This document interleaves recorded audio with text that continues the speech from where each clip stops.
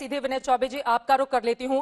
चूंकि मुंबई में धारावी भी बड़ी चुनौती बना हुआ है और मुंबई के अलग अलग हिस्सों से हालांकि अच्छी खबर यह रही कि वहां पर डॉक्टर्स पर या पुलिसकर्मियों पर हमले तो नहीं किए गए, लेकिन बीते 30 दिन अगर लॉकडाउन के हम आपसे जानना चाहें तो कैसे रहे और किस तरह की चुनौतियों का सामना आप लोगों को करना पड़ा है मुंबई में?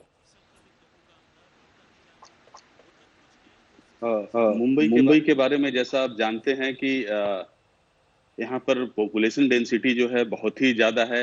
इसका स्लम्स और चॉल्स इस तरह के एरियाज बहुत ही ज्यादा हैं और इस एरिया में पॉपुलेशन डेंसिटी भी बहुत ज्यादा होने के कारण मुंबई में जो कोरोना हैंडल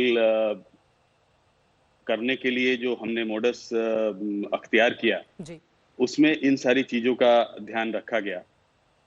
जो नॉर्मल सोसाइटीज हैं वहां से अलग, जैसे वहां पर अलग तरह के प्रॉब्लम्स थे, उन प्रॉब्लम्स को उनके ढंग से टैकल किया गया। धारावी है, वर्ली कोलीवाड़ा है और बाकी जो दूसरे इस तरह के एरिया हैं, शिवाजी नगर है, तो इन सब एरिया की अलग प्रॉब्लम थी। तो इस तरह से हमने मुंबई पुलिस में काफी टारगेटेड अप्रोच रखा। एक तरफ हमने लॉकडाउन को एकदम स्ट्रिक्टली इन्फोर्स किया, लेकिन दूसरी तरफ मुंबई फाइनेंशियल कैपिटल है इंडिया का, तो स्टॉक मार्केट और उससे रिलेटेड एक्टिविटीज हैं और जो फाइनेंशियल इंस्टीट्यूशंस हैं उससे रिलेटेड एक्टिविटीज हैं, उनको भी बिना किसी तरह से डिस्टर्ब हुए कंटिन्यू चालू रखा गया। इसके अलावा जैसे रंधवा जी बता रहे थे, एक अनप्रेसिडेंटेड इवेंट है ये, जिसमें कि बहुत सारी चीजें ऐसी थी जो हम पहले इमेजिन नहीं कर सकते थे, सामने आती गई, उसके हिसाब से हम निर्णय लेते गए। उसमें लंबे पीरियड में लॉकडाउन होने के कारण एक उसका ह्यूमैनिटेरियन एंगल भी था। बहुत सारे जो स्पेशली स्लम्स वगैरह के एरिया हैं जहां माइग्रेंट लेबरर्स हैं, ऐसे एरिया में राशन समय से पहुंच जाए, जिनके पास खाना बनाने की सुविधा उपलब्ध नहीं है उनको पका हुआ खाना समय से मुहैया हो जाए।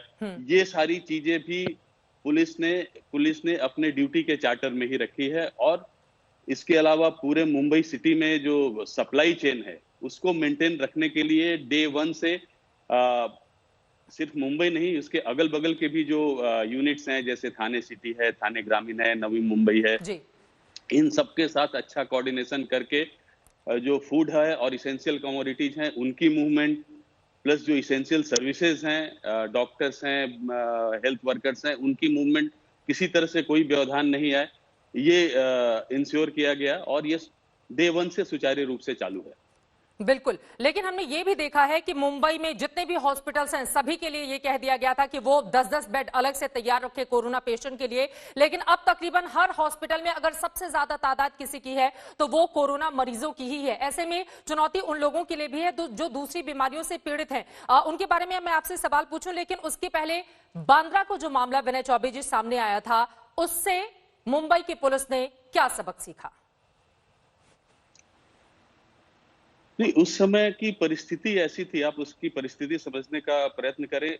उसी दिन बहुत सारे लोग जो माइग्रेंट लेबरर्स थे, जिनको कि ये आशा थी कि वो अगले दिन शायद वो जहां से आए हुए हैं वहां चले जाएंगे, और लॉकडाउन बढ़ने के कारण उनको लगा कि उनको जाना पॉसिबल नहीं हुआ। और जिस जगह पर वो जमा हुए थे, रेलवे स्टेशन के एकदम लगे बड़े स्लम, शास्त्री नगर स्लम है, उस एरिया में ये लोग रह रहे थे और उस एरिया में काफी कम स्पेस में बहुत ज्यादा लोग रह रहे थे। और ये सब लोग फूड सप्लाई के लिए, राशन, ड्राई राशन किट के लिए और प्रिपेयर्ड फूड के लिए भी जहां पर ये जमा हुए थे वहीं पर आते थे।